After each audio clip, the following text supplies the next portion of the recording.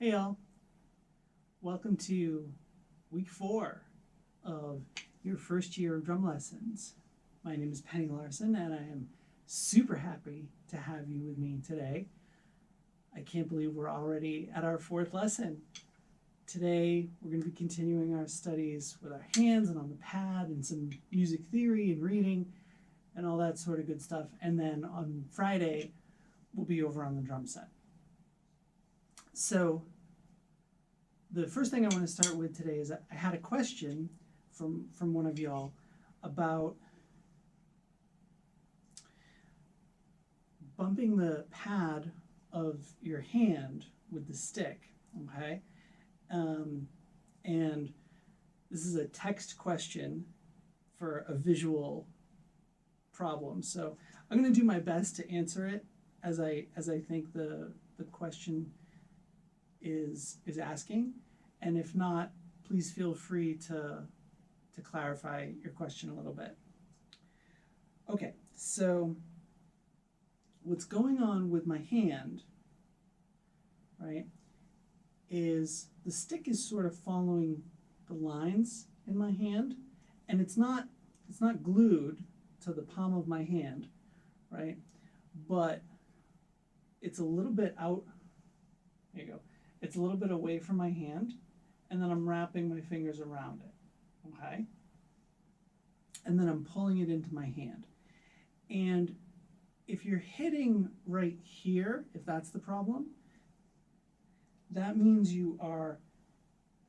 there's too much of a straight line here. You want a pretty straight line, but if it's too straight, you'll end up getting in your own way, right? You need the stick to be a little bit to the side, right? See how it's just that little bit to the side of the back of the palm of my hand. So when I use that looser grip that we haven't talked too much about, but when I use that really loose grip, the stick doesn't even get in there.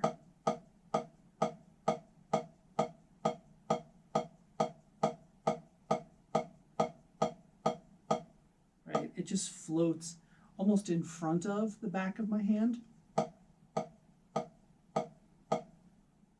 When I use that slightly more controlled grip, which honestly is the grip I use most of the time,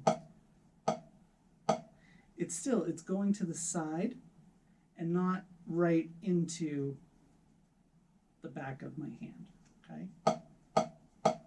Right, so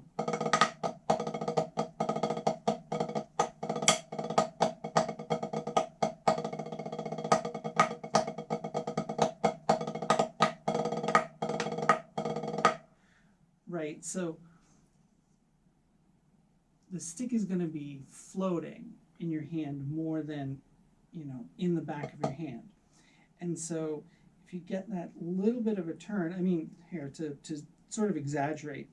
So I'm not going to move my forearm really and my elbow at all. I'm going to keep my elbow pretty much by my side. I can get way in there, and I can play in here.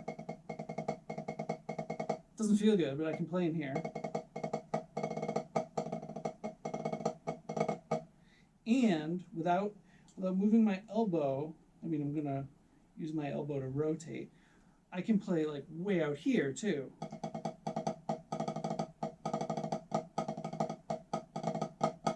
Right? The trick is to find the sweet spot. And I used to have students make a 90-degree angle and then drop their hands and then let their hands relax a little. I haven't done that in a while. It seemed, I had mixed feelings about whether it was really doing anything.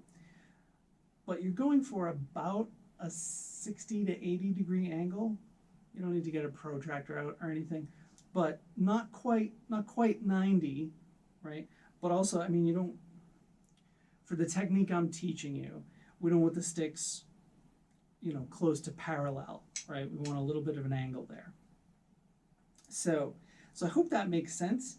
If you can see, maybe with my left hand on the side camera here, you can see that the stick is really coming to the side of my hand.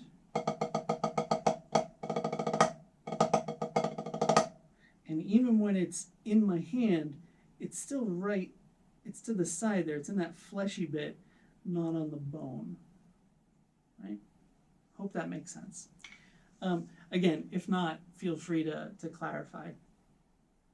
And likewise, all of y'all feel free to ask questions, and I'll do my best to answer questions when I can. This question was right in line with what we're working on, so it felt a perfect thing to add. If a question is too far outside the norm, maybe that might be more appropriate for a private lesson for us to do, or if it's a great question, maybe I'll make a special video just about your question. So we'll see. But please feel free to ask all your questions. So today we're going to do 3 things over here at the pad. First is we're going to talk about accents. And accents are when you play one or many notes louder than the surrounding notes. Okay. Last week we dealt with forte and piano, loud and soft for a stream of notes.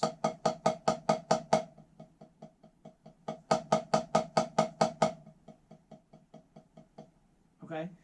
Accents, on the other hand, are when we play one note loud. And the way we notate that is with this little dealie right here. Kind of looks like a greater than sign from math class, right? This number would be greater than this number, right? And so when I put that on top of a note, this note is greater than this note, right? Clever. So it's called an accent, and it means play that note louder. We're going to learn a new technique to facilitate this process, this sound difference. And we're going to play accents in a slightly non-musical way. There are 2 ways to play accents, and I'll show them both to you. The first is what I think of as a more musical style, where the accent is about 1 step or dynamic level from what we talked about last week, 1 step louder. So if I was playing mezzo forte or medium volume, maybe my accent would be forte or 1 step up.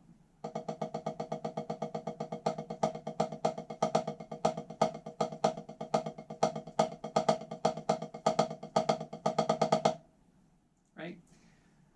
The way we're going to work on these at first is a slightly less musical, or maybe not even musical, but a slightly less nuanced way and a more extreme way, a full range of motion.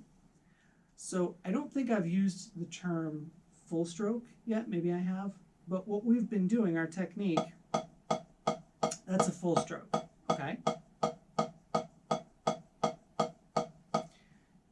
And those notes are, we haven't really talked about it, but those notes are pretty loud. Or at least they should be, right? You're putting in a lot of energy and you're letting the energy bounce back as much as you can. Okay? What we're going to do is break that motion in half. And so the first half, we're going to start with our stick straight up and down. The first half is called the downstroke. And that's the loud half of the note. That's the accent, that first note. And this sheet will be available in a PDF download.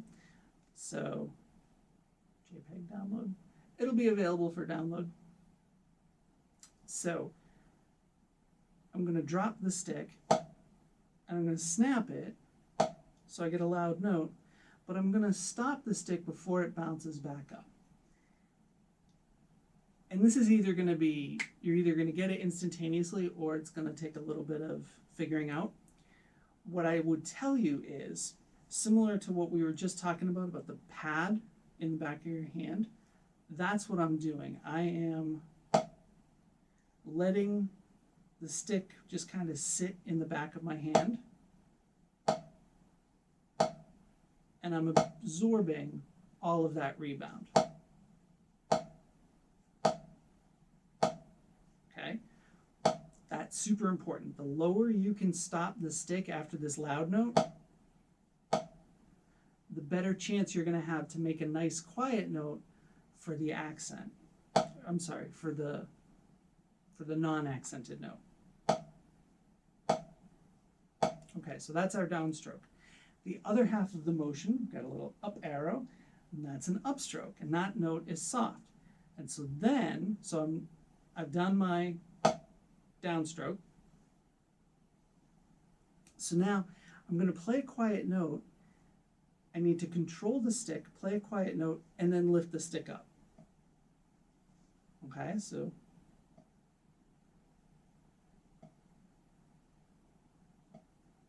and I'm trying to get as quiet as I can, and I'm always scared to say as loud as I can, but pretty loud, right? So I'm thinking,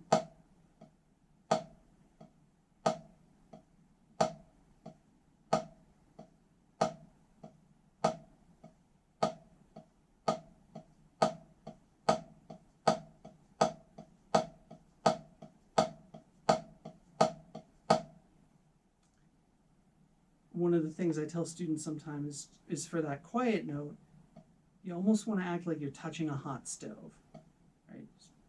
Oh my goodness, it's hot. Ooh. Right? You want to get that stick up quickly, because let's think about how far the stick is traveling, right? So if I start up here and my loud note is down, so the stick went from here to here, and then I'm going to play a quiet note, and now the stick has to go back up. So there's a lot more motion for that loud note, and after the quiet note, right? So before the loud note and after the loud note, we have tons of motion. So it's really easy to end up with something like this.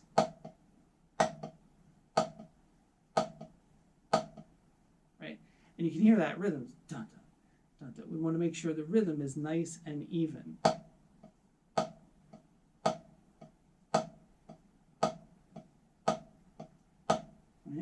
And let's throw on a metronome to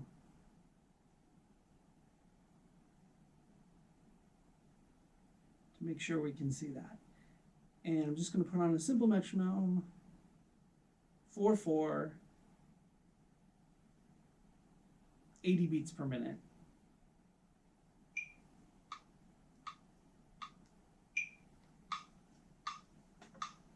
One, 2, 3, 4. So I'm going to go quarter notes. 1, 2, 3, 4. 1, 2, 3, 4. 1, 2, 3, 4. 1, 2, 3, 4.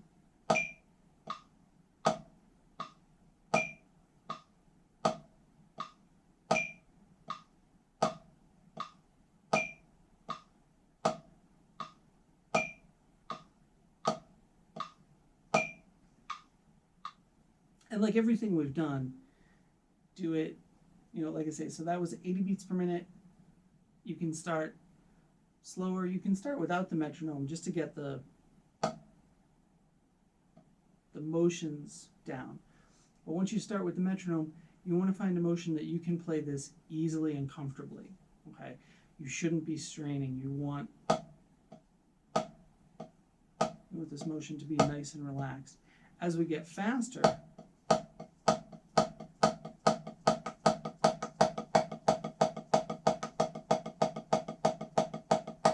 it'll sort of morph into, I'm trying not to give too much of it away, but it'll morph into a sort of open-close kind of single motion two-note move that we'll be able to do. But again, I don't even really want to talk too much about that, because I don't want to confuse you too much. Just focus on this down, up, loud, soft, loud, soft. And then same thing with the left hand, right? So start with the stick straight up and down.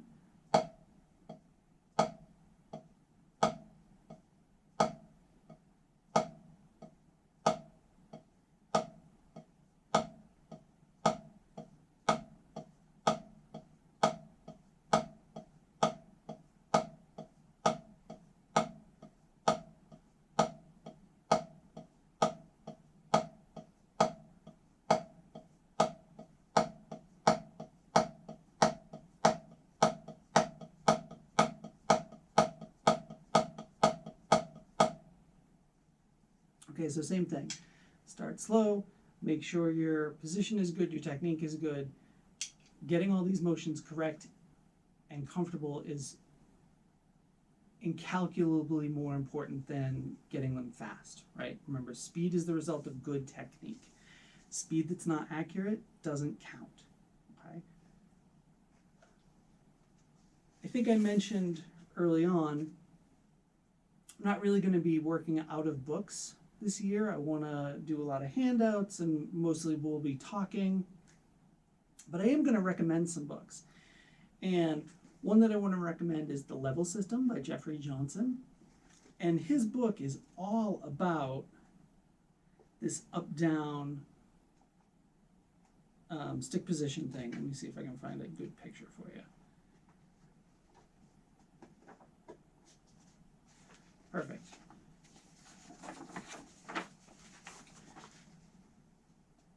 So, see how he's got those drawings there?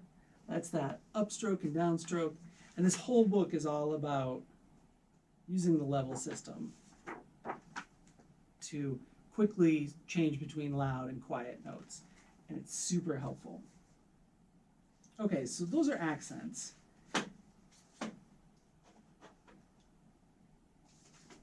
The next thing I want to do is add to our paradiddles. So we've done single paradiddles. If you noticed on the rudiment list, there are some variations of the paradiddles. There's the double paradiddle, the triple paradiddle, and the single paradiddle-diddle. Okay, and so in the list of rudiments, the single paradiddle is 16. We've already done that one. The double paradiddle is 17, the triple paradiddle is 18, and the single paradiddle-diddle is 19. If you've been good about saying your syllables, paradiddle, paradiddle, paradiddle, paradiddle, well, piece of cake. The double paradiddle, you're going to say para twice. Para, paradiddle, para, paradiddle, para, paradiddle, para, paradiddle, right? Because remember, para just means two single notes, para, we're going to do that again, para, and then diddle is where we do that double, diddle, and then reverse, para, para, diddle, para, diddle, para, diddle, para,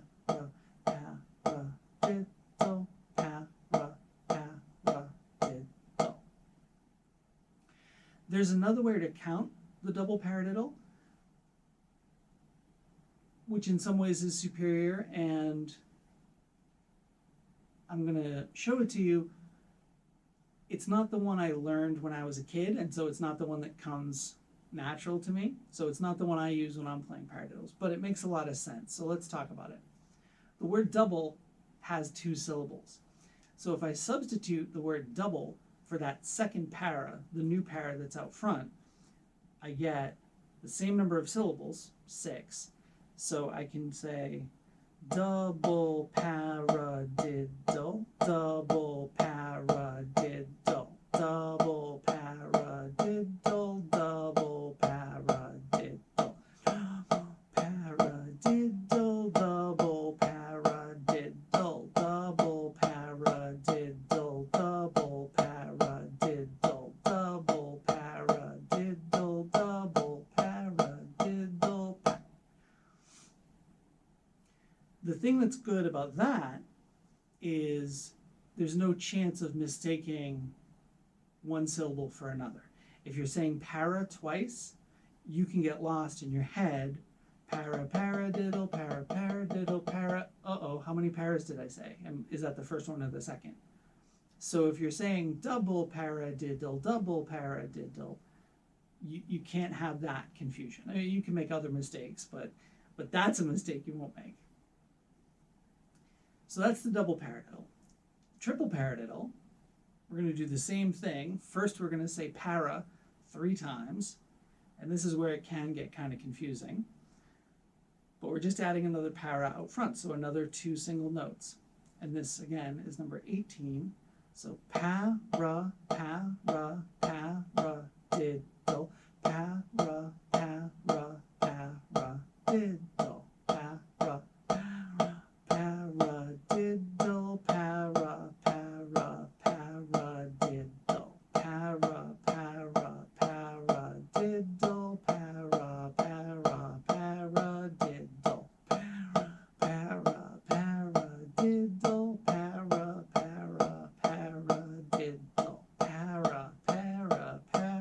paradiddle, para, paradiddle, Let's try that a little faster.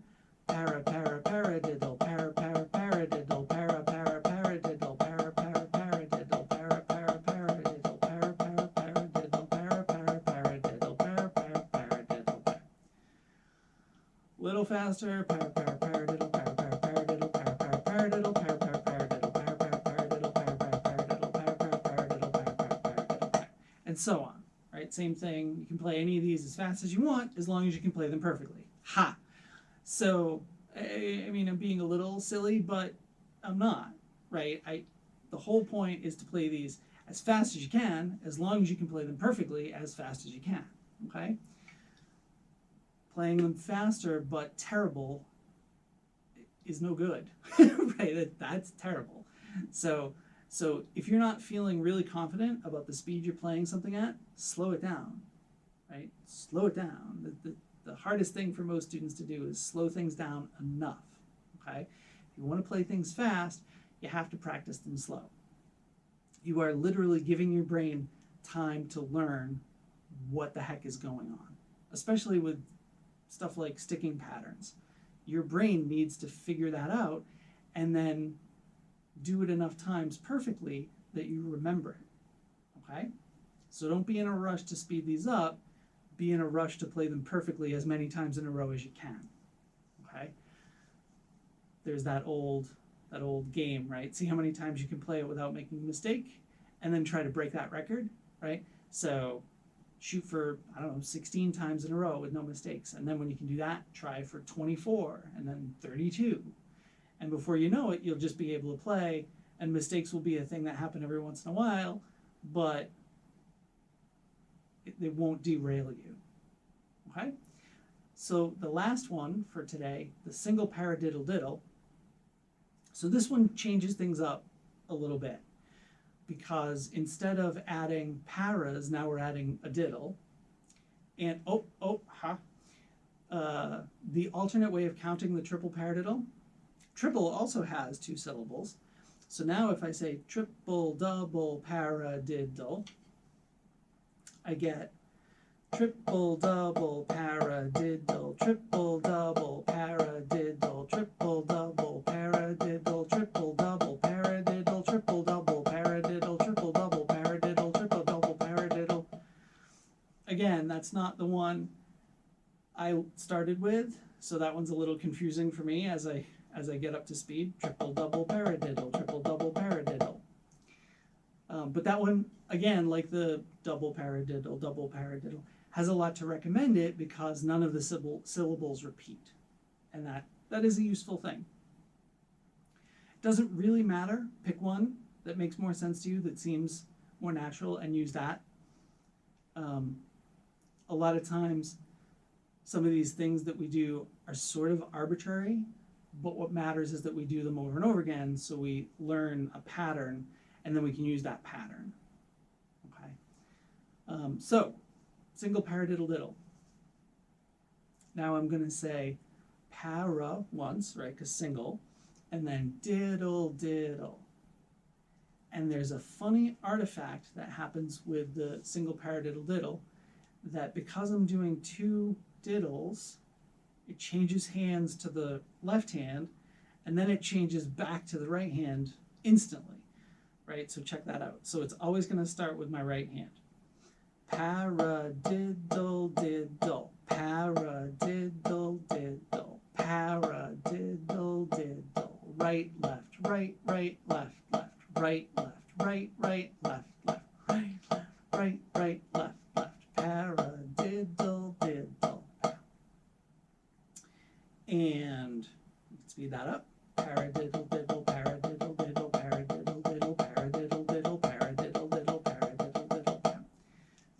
again. Paradiddle-diddle, paradiddle-diddle, paradiddle-diddle, paradiddle-diddle, paradiddle-diddle, paradiddle-diddle, paradiddle-diddle, paradiddle-diddle. And speed it up faster than I can say it. And speed it up again. Single paradiddle-diddles, they're pretty easy. Once you get the pattern and your hands figure out what to do, they're really easy to kind of fly with. So they're a great, eventually when we take them over to the drum set, you'll see how suddenly you can play a ton of notes really quickly with paradiddle-diddles. Same pattern with my left hand. Now, because the paradiddle-diddle repeats the same hand lead, we have to work on it separately with our left hand. And that's notated with number 19 as a second sticking, right? So now it's left, right, left, left, right, right, left, right, left, left, right, right. Paradiddle-diddle, paradiddle-diddle, paradiddle-diddle, paradiddle-diddle, paradiddle-diddle, paradiddle-diddle, paradiddle-diddle, paradiddle-diddle, paradiddle-diddle, paradiddle-diddle, paradiddle-diddle, paradiddle-diddle, tap. Okay? So we're not doing too much in the rudiment front. We're just expanding our paradiddle variations. You can still stay focusing on the single paradiddle if you're still getting comfortable with that pattern, and before you add the double and triple and paradiddle-diddle. Remember, for all of these lessons, if you're feeling like you're not finishing in 1 week, that's fine. Slow down how fast you're consuming them, okay? These lessons are pretty dense, and for a lot of people, every other week might be a more appropriate rate to absorb these, okay? You know, if you've played drums before and you're using these as a review, maybe you're going through them one every couple days, right? So there isn't a right way to consume these lessons. I'm doing them once a week because that's the normal rate that we sort of are taught to teach drum lessons. But there isn't a right speed for you to consume them. One of the great things about these as videos is you can consume them as works for you. There's no test. I'm not coming to your house to check how you're doing, right? So feel free to go at your own pace. Don't stress out if I'm getting ahead of you. That just means watch these lessons more slowly. Okay? Cool. So we are gonna do one more music notation thing today too. And we're gonna learn some quarter note and eighth note patterns together. Okay? So this handout will be, there should be a link up here, but then there'll also be a link down in the doobly-doo for this as a PDF. And I'm going to talk about this in just a second, but before I do, I want to recommend 2 more books. And these are really old school books. So the first is Drum Method by Haskell W. Haar, and the second is Elementary Drum Method by Roy Burns. This is the one that I played in or out of as a kid. Okay, that's why it looks more loved. This is probably my second copy of this book, but this book is probably 35 years old, maybe. So it's well loved. But the thing that these books both will have that I'm going to give you some of, but these books will have more, is just patterns to play, to practice. It's kind of like in math class, when you learn how to do addition and you learn, well, 2 + 2 is 4, well, you do a bunch of practice problems, right? Then suddenly you have to do 5 + 3, and you have to do 13 + 22, and you have to do 157 plus 3016, right? So those books will just have more patterns than we're going to get to in our lessons with handouts. If you don't feel like buying those books, that's okay, but those books will definitely give you a more deep practice on the things that we're going to get to. Okay, so now let's get to it.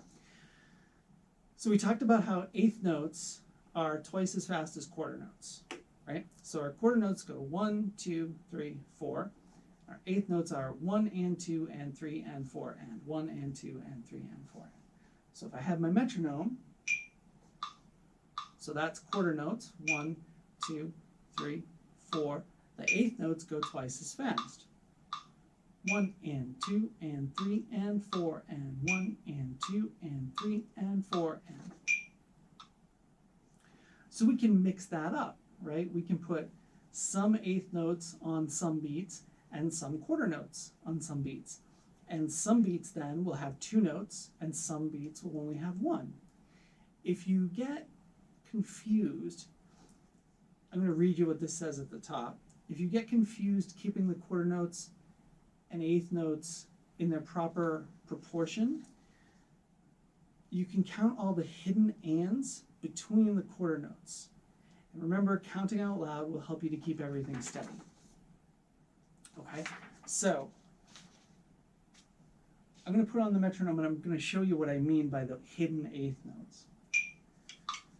So if I play quarter notes, 2, 3, 4, 1, 2, 3, 4, 1, 2, 3, 4. So I can subdivide in eighth notes even though I'm playing quarter notes. And what that means is I'm going to count the eighth notes even though I'm still just going to play quarter notes, right? 1 and 2 and 3 and 4 and 1 and 2 and 3 and 4 and 1 and 2 and 3 and 4 and 1. And so then if I go back and forth between eighth notes and quarter notes, but I keep counting eighth notes the whole time, I'm almost guaranteed that I'm going to have the right relationship because my counting is going to stay the same, right? And so the rhythm of my counting will help to keep the other things in line. 1, 2, 3, 4.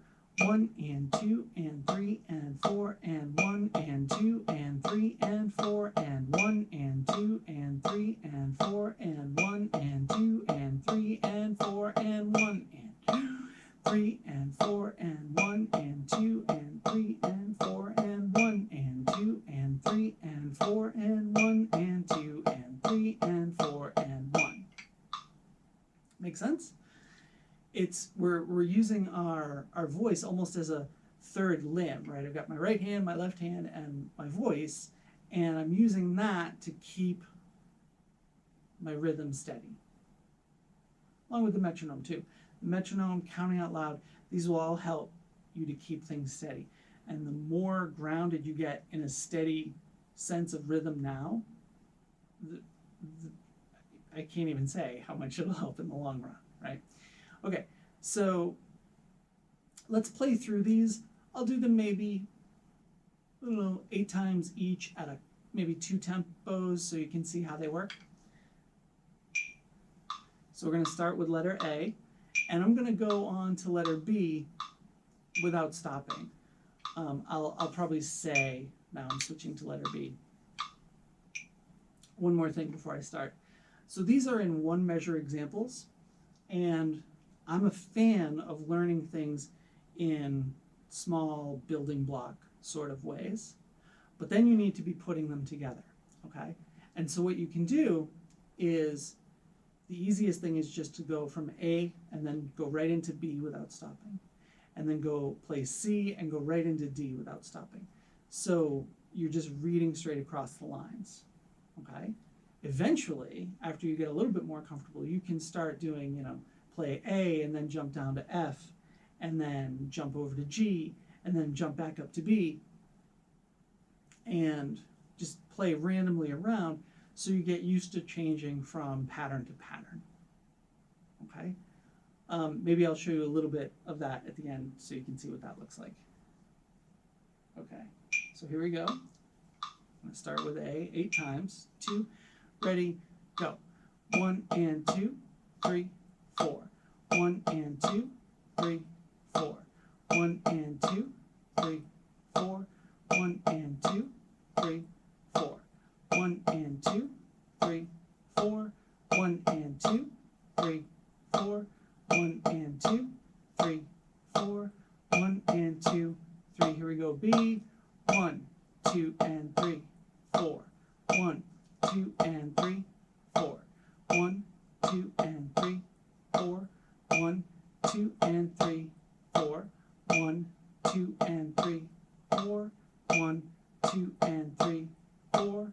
1, 2, and 3, 4. 1, 2, and 3. Here we go. C. 1, 2, 3, and 4. 1, 2, 3, and 4. 1, 2, 3, and 4. 1, 2, 3, and 4. 1, 2, 3, and 4. 1, 2, 3, and 4. 1, 2, 3, and 4. 1, 2. Here we go. D. 1, 2, 3. 4 and 1, 2, 3. 4 and 1, 2, 3. 4 and 1, 2, 3. 4 and 1, 2, 3. 4 and 1, 2, 3. 4 and 1, 2, 3. 4 and 1, 2, 3. Here we go. E. 1 and 2 and 3. 4. 1 and 2 and 3. 4. 1 and 2 and 3. 4. 1 and 2 and 3. 4. 1 and 2 and 3. 4. 1 and 2 and 3. 4. 1 and 2 and 3. 4. 1 and 2 and 3. Here we go. F. 1, 2 and 3 and 4. 1, 2 and 3 and 4. 1, 2 and 3 and 4. 1, 2 and 3 and 4. 1, 2 and 3 and 4. 1, 2 and 3 and 4. 1, 2 and 3 and 4. 1, 2 and 3 and G. 1, 2, 3 and 4 and 1, 2, 3 and 4 and 1, 2, 3 and 4 and 1, 2, 3 and 4 and 1, 2, 3 and 4 and 1, 2, 3 and 4 and 1, 2, 3 and 4 and 1, 2, 3 and H. 1 and 2, 3, 4 and 1 and 2, 3, 4 and 1 and 2, 3, 4 and 1 and 2, 3, 4 and 1 and 2, 3, 4 and 1 and 2, 3, 4 and 1 and 2, 3, 4 and 1 and 2, 3. I. 1, 2 and 3, 4 and 1, 2 and 3, 4 and 1, 2 and 3, 4 and 1, 2 and 3, 4 and 1, 2 and 3, 4 and 1, 2 and 3, 4 and 1, 2 and 3, 4 and 1, 2 and 3, 4 and J. 1 and 2, 3 and 4, 1 and 2, 3 and 4, 1 and 2, 3 and 4, 1 and 2, 3 and 4, 1 and 2, 3 and 4, 1 and 2, 3 and 4, 1 and 2, 3 and 4, 1 and 2, 3 and K. 1 and 2 and 3 and 4, 1 and 2 and 3 and 4, 1 and 2 and 3 and 4, 1 and 2 and 3 and 4, 1 and 2 and 3 and 4, 1 and 2 and 3 and 4, 1 and 2 and 3 and 4, 1 and 2 and 3 and L. 1 and 2 and 3 and 4 and 1 and 2 and 4 and 1 and 2 and 3 and 4 and 1 and 2 and 3 and 4 and 1 and 2 and 3 and 4 and 1 and 2 and 3 and 4 and 1 and 2 4 and 1 and 2 and 3 and 4 and 1. Woo! So, but that's a really great way to do that. Do that 8 times and move on to the next one without stopping, right? Because it's great if you can play each of these patterns by themselves, but music doesn't usually work, just one pattern repeated over and over again. So you want to get used to moving around. So now, let me do that same thing. I'll do it a little bit faster. I'm only going to do 4 times of each. And I'm probably going to count out loud a little bit differently. Let's not go too fast. How about 110? How does that feel? Yeah. So now what I'm going to do is on the first one of each measure, I'm going to change that. I'm going to say 1 the first time, then I'm going to say 2, and then I'm going to say 3, and then I'm going to say 4. So it's going to go 1, 2, 3, 4, 2, 2, 3, 4, 3, 2, 3, 4, 4, 2, 3, 4. And I'm going to do that to keep track of which measure I'm on, right?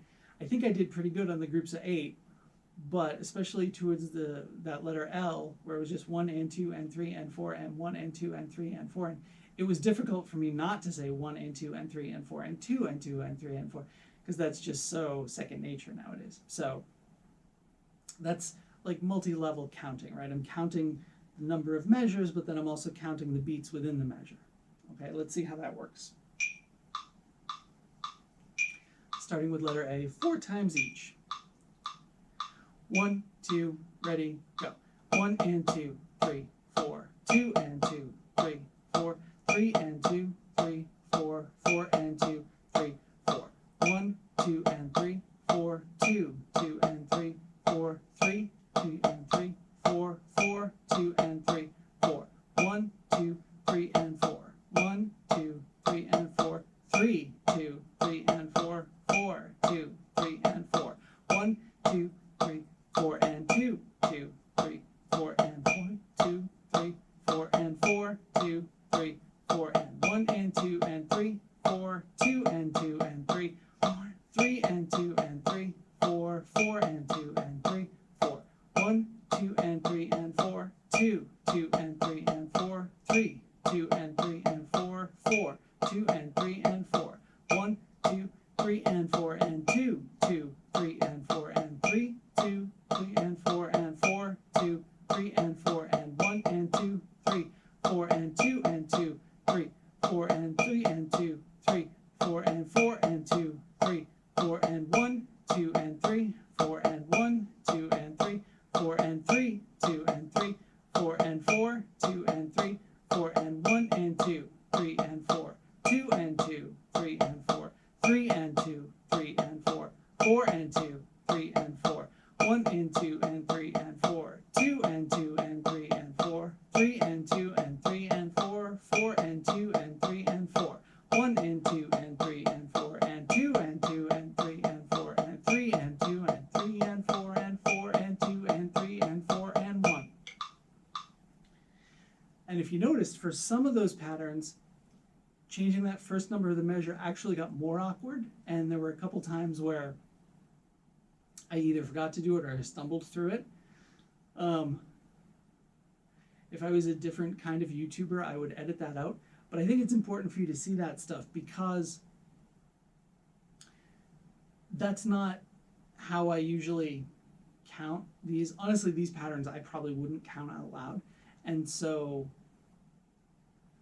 it's important for you to see your teacher stumble every now and again, I think. So just stay with it. Practice them. Practice so you don't make mistakes, okay? And 110 is a pretty good tempo.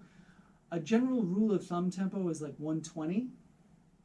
140 is where we start to think that maybe it's fast, and 180 beats per minute.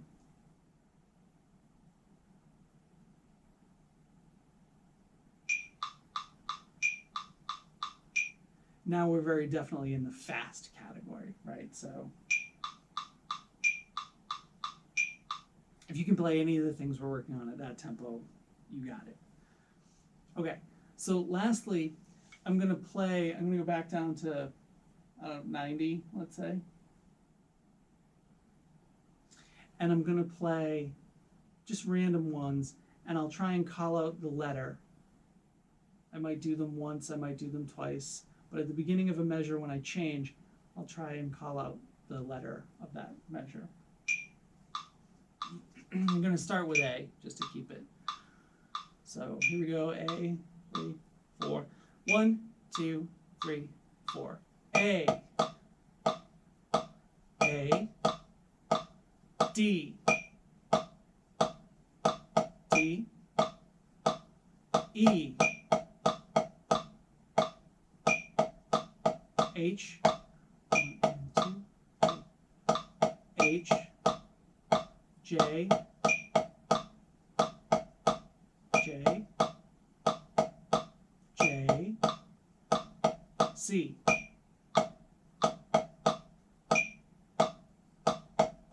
C, E again, G, I, K, B,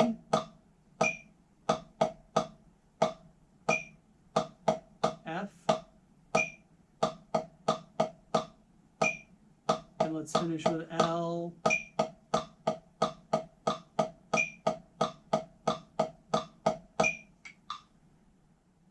okay, so I just tried to jump around randomly and tried to make the transitions as smooth as I could and tried to call out the letters for y'all. But that's how you wanna work on this. Play each one over and over again until you can do it, no problems. And then go through the whole page, do each one 8 times, and then just start bouncing around randomly. And pretty soon you'll be able to play any of these patterns, right? Remember, there's only 2 things going on. Either you're playing 2 eighth notes on one beat, right? 1 and, or you're playing a quarter note. 1. That's it, right? 1 and or 1. So 1 note per beat, or 2 notes per beat. And all we're doing is mixing up those patterns, okay? So you're either playing 1 note or 2 notes. When you play 2 notes, it's important to remember that next quarter note is going to make it sound like you're playing a group of 3 notes. 1 and 2, 3, 4. 1 and 2, 3, 4. 1, 2, 3. 1, 2, 3. And that has to do with, because eighth notes are shorter, you get to that next note more quickly, but the next note, even though it sounds like it's part of that group of 3, because it lasts longer, the space is after the note. Right? Remember, all of our notes sound like that. So our notation, our rhythmic notation, tells us when we're going to play the next note, but all of our notes are going to sound like that.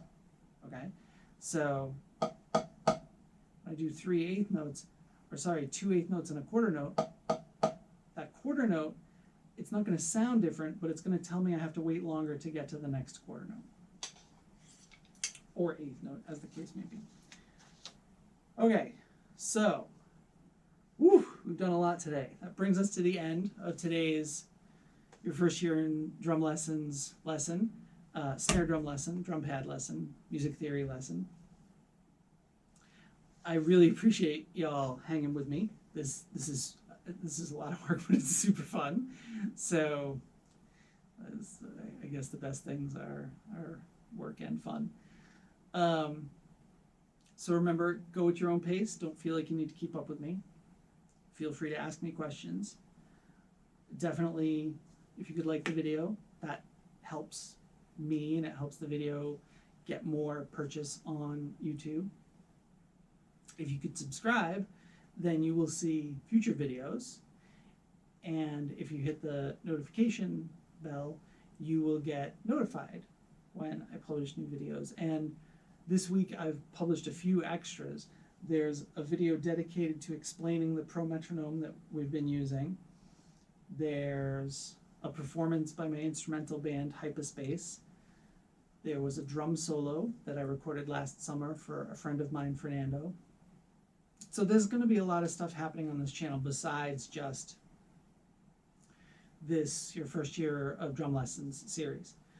So please subscribe so you don't miss anything. Again, our regular schedule for these lessons is going to be Wednesday at noon and Fridays at noon. Fridays for the drum set. But there'll be other stuff happening irregularly as well. So it'd be great to have you with me for all that stuff too. So that's it. I'm going to wrap. I've given you a lot of lectures lately, so I won't give you a post-lesson lecture. I hope you're having fun.